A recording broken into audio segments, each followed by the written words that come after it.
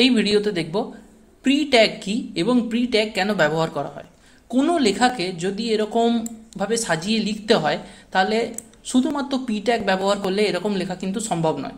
বারবার break tag ব্যবহার করে করে লিখতে হবে, তাতেও কিন্তু অ্যাডজাস্টমেন্টের কিছু সমস্যা হতে পারে।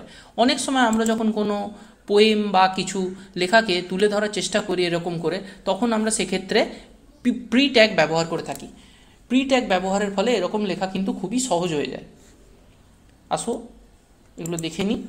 প্রথমে VS কোড ওপেন করে নেবো, ফাইলে যাব, নিউ ফাইল, ফাইলের নাম দিই web2.html, এন্টার করব, ফাইলটি ডেস্কটপে রাখবো, ক্রিয়েট ফাইল। বেসিক ট্যাগগুলো আগে লিখে নিই।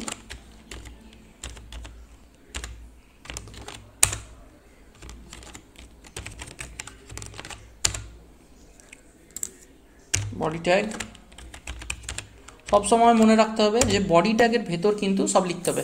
এবার আমি যে টেক্সটটা কপি করেছিলাম, একটা টেক্সট আমার কপি করা আছে পোয়েমের, সেটা আমি পেস্ট করে দিলাম। আমি দেখতে পাচ্ছি এটা কিভাবে রাখা আছে। আমি একটু এটাকে স্টাইলিশভাবে সাজিয়ে নিই, তাহলে বুঝতে সুবিধা হবে। আমি যদি এইরকমভাবে সাজিয়ে বডি ট্যাগের ভেতরেও যদি এরকম আমি ভাবে সাজিয়ে নিই, তাহলেও কিন্তু আমি খুব সুন্দর করে এটাকে তুলে ধরতে পারবো না। যেমন দেখানোর জন্য আমি দেখাচ্ছি, আমি ধরো এখানে পি ট্যাগ ব্যবহার করেছি, পি ট্যাগ ব্যবহার করেছি এবং আমরা জানি যে পি ট্যাগ শুরু করেছি পি ট্যাগের আর পি ট্যাগ এখানে শেষ করছি। তাহলে পি ট্যাগ শুরু করেছি, পি ট্যাগ শেষ করছি, এর ভেতরে পুরো লেখাটা আছে।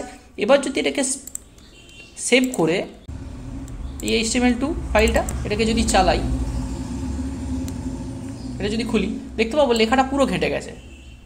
লেখাটা কিন্তু আর যেভাবে আমি এখানে সাজিয়ে দিয়েছি সেভাবে কিন্তু সাজানো নেই। এই কারণে এখানে ব্যবহার করতে হয় প্রি ট্যাগ। প্রি ট্যাগের অর্থ কি? প্রি ট্যাগ যখন আমরা লিখব তখন কিন্তু প্রথমে অন্যান্য ট্যাগের মতনই প্রি ট্যাগ লিখব, শুরু করব এবং প্রি ট্যাগ শেষ করবো, আর মাঝখানে এই কবিতা বা যেরকমভাবে আমরা সাজিয়ে দেবো সেইভাবেই লেখাটা কিন্তু ফুটে উঠবে। প্রি ট্যাগ শুরু করলাম, শেষ করলাম। এর ভেতরে আমি কপি করে রেখেছি আগে থেকে টেক্সটটা, এর উপর রাইট ক্লিক করে দেবো পেস্ট। পেস্ট হয়ে গেছে।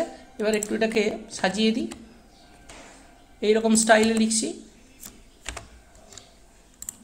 আবার এইটাকে ঠিক এরকমভাবে নর্মালি যদি পি ট্যাগ ব্যবহার করি তাহলে কিন্তু এইভাবে সাজালেও আমরা আগে দেখেছি যে কোনোভাবে কিন্তু লেখাটা ওই রকমভাবে আসছে না। এবার পি ট্যাগ ব্যবহার করলাম, করে ফাইলটাকে সেভ করব, সেভ করে মেনে গিয়ে রিফ্রেশ করব। এবার দেখতে পাচ্ছি প্রি ট্যাগ ব্যবহার করলে কি হবে, যে লেখাটা যেমন সাজিয়ে দিয়েছি ঠিক তেমনই কিন্তু লেখাটা সাজানো আছে। Ctrl+ দিলে পেজ জুম হয়ে যাবে, জুম হলে আরও সুন্দর করে বুঝতে পারছি যে কীভাবে লেখাটা যেভাবে আমি সাজিয়েছি প্রি ট্যাগ ব্যবহারের ফলে সেইভাবেই কিন্তু লেখাটা খুব সুন্দরভাবে সাজানো হয়ে গেছে।